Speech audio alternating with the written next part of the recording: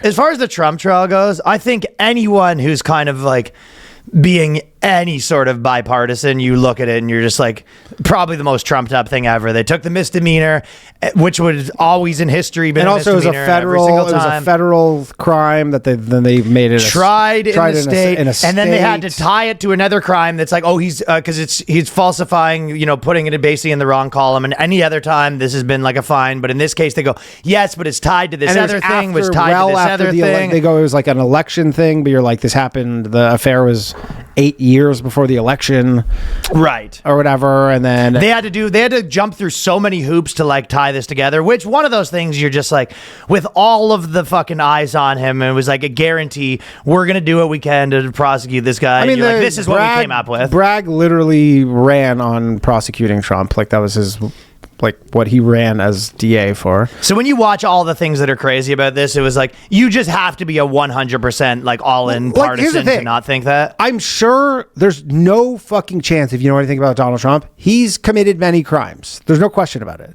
But it was like, why were they going after him? You can find crimes on anybody, like these little ticky-tack, like, crimes, like on any politician. Yeah. You could find them if you decide that you're going to just go after them.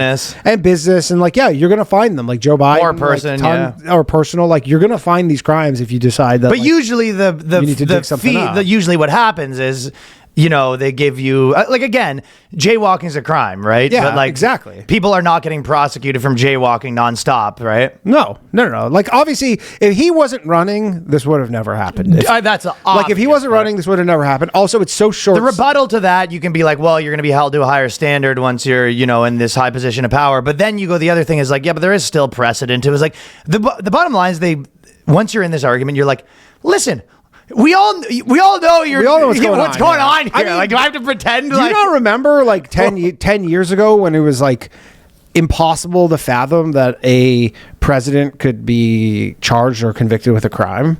Like, of a crime, like it was just understood like 10 years ago. You're like, yeah, you're the president. You're like, just, it does sort of like remind you this, like that's just how it used to be. You're like, yeah, the president is exempt from being charged with crimes. Do you think it has that effect a little bit for a normal person where they want to believe like it's not that corrupt? Whereas stuff like this, you're just like, oh, you really don't want to mess with like the fucking, like the United States government bureaucrat organization, like, for sure, apparatus. You know? But also like, so if Trump wins, and he's looking like he will, and unless, I mean, I've seen I think yesterday the Wall Street Journal put out something where they're like, all these like people close to Biden are like, he's fucking losing it, and he's not there, and so maybe this is maybe like there's probably not probably higher than I would say a single-digit percentage chance that there'll be a different candidate running in November for the Democrats or whatever. But like, if Trump wins, you don't think he's going to start doing all this shit to the people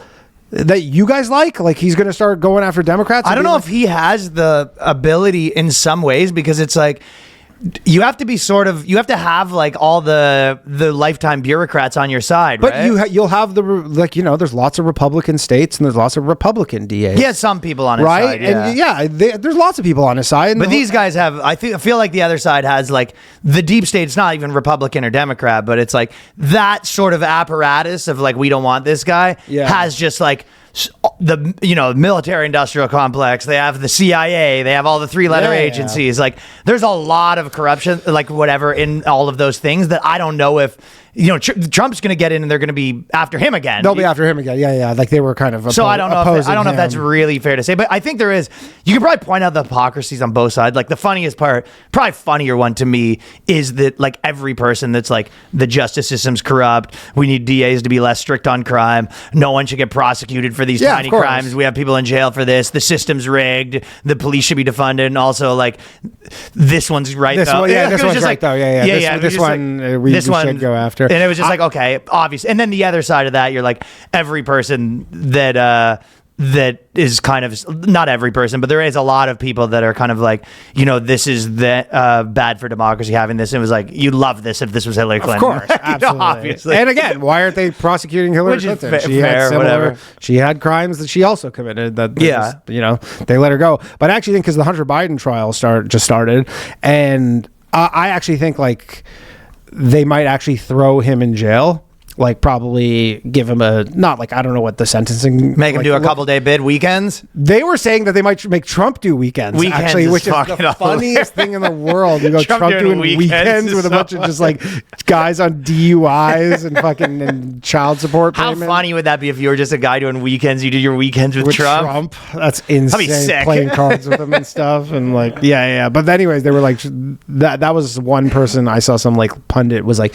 yeah, maybe if he does go to jail, he'll do weekends. But I think with the Biden thing, because everybody's like, well, you know, they're not going to send Trump to jail, and I'll watch like, oh, Trump's going to go to jail and like Biden's not. I think and this might be like totally far-fetched, but I think they might send, because obviously his father is the president, I think they might send Hunter Biden to jail so then they can be like, we're sending Trump too.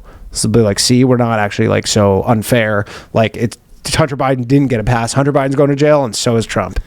Like they're going to sacrifice Hunter Biden for Trump. You think so? Maybe. I don't know. Like, again, I don't know. Like, look, from the sounds of it, they're like someone with his crimes on a first offense doesn't go to jail. But like a huge thing that could maybe switch that is that usually like people who get convicted are remorseful. And he's like the opposite of that. He's literally like, fuck all of you. Like, this is bullshit. I didn't do any of this stuff. This is complete scam. And so that is a factor when you get sentenced. It's like if you have zero remorse for your crimes. And the judge is obviously like his number one hater. Though, exactly. But I'm saying even with sentencing guidelines, you're like, if you have no remorse for your crime, like you get a way bigger sentence. Yeah. Like that's just how it works always. So, but I think that like it's way more palatable to send him to jail if they also send Hunter Biden to jail. Maybe. It kind of makes sense. Like, I mean, if Hunter Biden gets out, like even, I think it was today or yesterday, like that Hunter Biden laptop thing, like they, you know, during their testimony. He has a gun charge too, I think. Well, he has a gun charge with drugs, but like with the laptop, they basically were like, yeah, the laptop has never been altered, like it's never been touched.